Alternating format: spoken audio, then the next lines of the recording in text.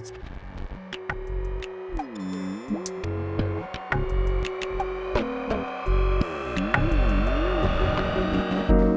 welcome. Thank you, Greg. Thank you for coming. Very glad to have you here at WIRED2015. The technology you developed, Visionsense, can you just give us some detail on that, please? Yeah. Neurosurgeons need excellent hand-eye coordination and tactile feeling. Unlike other surgeries, they're not willing to sacrifice their natural vision, stereoscopic vision. Okay? Okay. The issue is that to provide them that quality of vision, they would need to make a big opening in the skull, and that sometimes would yield various deficiencies in the patients.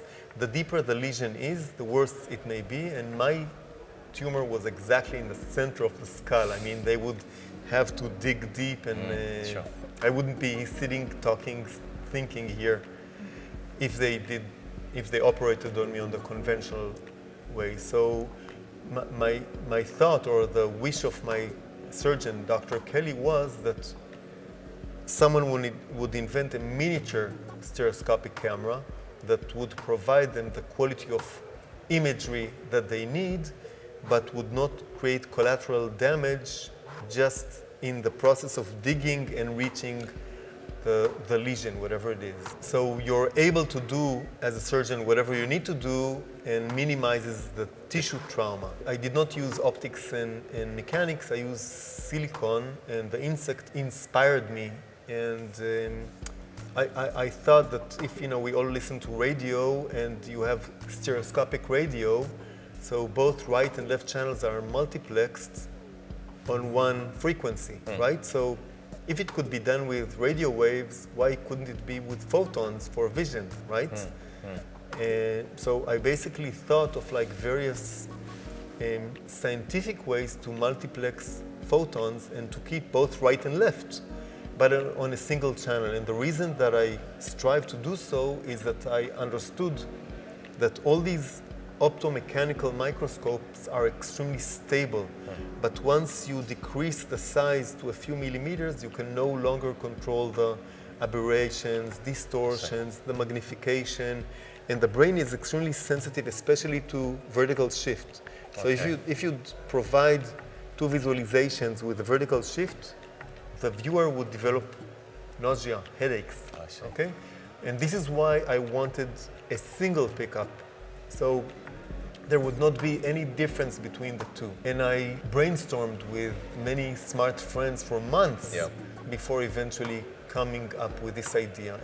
And once we had it, and it probably took a decade to fight with a technology that did not exist and create algorithms that would basically decode this coding, and we needed the stereoscopic displays that would be good enough. But once all of this was created, we packed it in really minimal invasive packages, and then neurosurgeons started exploring. So let's say that today my tumor would not be reached transcallosally, and not like my surgeon that did like a frontal approach, but transnasally, okay? And there are procedures through the orbital bone, basically it's called key eyebrow.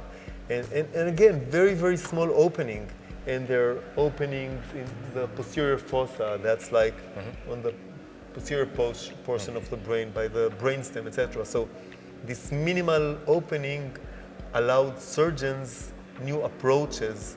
Okay, and it's a process, again, long process. It's amazing. That you give them the tool, and then they can develop new approaches or improve, enhance the current approaches, etc.